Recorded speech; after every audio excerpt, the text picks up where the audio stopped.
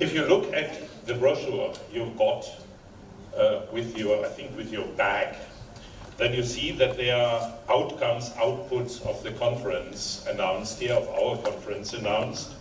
And the second one is an indicator or indicators for Goal 4.7. This refers to what Alexander Leicht was already talking about. It refers to the Sustainable Development Goals, respectively the 7th target of Goal 4. And Goal 4 is the goal which covers education. The target 4.7 now aims at something very specific, and I was very pleased hearing this morning again Aaron Benavod talking about 4.7 being his favorite target. He already said that. He already said that in Bonn 3 days ago when I heard him, when he was talking there to announce the launch of the GEMR, the Global Education Monitoring Report for 2016. Now, what makes 4.7 somebody's favorite? It's my favorite as well, of course.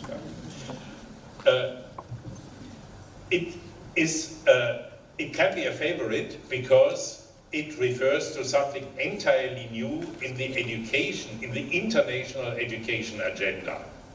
What is new there? New is that it refers specifically to new content and new ways of delivering content and new ways of learning meaning in this respect, learning by acquiring knowledge and skills. 4.7 reads, all learners by 2030 acquire knowledge and skills to promote sustainable development.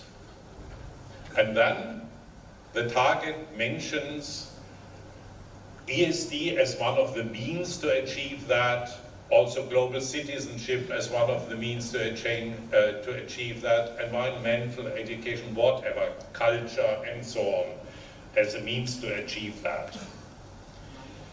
So we have a very complex target here, and of course, when we have these skills which can be measured as a means, as indicators to measure which skills and competencies students actually achieve. These are usually called outcome measurements, outcome indicators. And he was supposed to talk about specifically about the ICCS study, that's the International Science and Citizenship study, and the PISA study, specifically about PISA 2018 and the measurement of global competence, which is envisaged there. I think that Aaron Benavo will talk about that a bit in more detail later. So he unfortunately couldn't come because of some visa problems, which were not the fault of the Indian government, we must say. But unfortunately he couldn't come, but he sends his greetings anyway. So I'm stepping in here. I was already introduced, and we are Engagement Global through the ESD ExpertNet. You see the logo over there. We are actually a cooperation partner of this conference, and we are supporting the conference, among other things, also by holding a workshop tomorrow and day after tomorrow, actually a workshop string on indicators for education for sustainable development and global citizenship education. Now, apart from indicators which measure success at the student's level by measuring competencies and skills, The global indicator, which I think has been proposed to the UN and most likely will be passed as it has been proposed. The global indicator is not an outcome indicator, meaning it doesn't measure outcomes at the students' level. It doesn't measure what students have learned. Instead, it measures inputs into the education system. And the keywords there, they already have been mentioned also by Alexander Leicht, are mainstreaming, education for sustainable development and global citizenship education into the education system. And specifically mentioned here are education policies, then education curricula, then training, teacher training, and then assessment. So these are inputs which can be measured, and first steps have already been done to measure that already with the Global Education Monitoring Report, and I think we will hear something about that later. What I would like to talk about is a specific program, or actually two programs, which we are running in Germany and worldwide together with the MGIEP in Delhi. In Germany, we have developed this document here. This is a document which all of you can get if you haven't got it yet. Yeah, we have printed enough stuff. It is a curriculum framework for education for sustainable development. And its main features are mainstreaming education for sustainable development in curricula, which is the second area of the global indicator for target 4.7.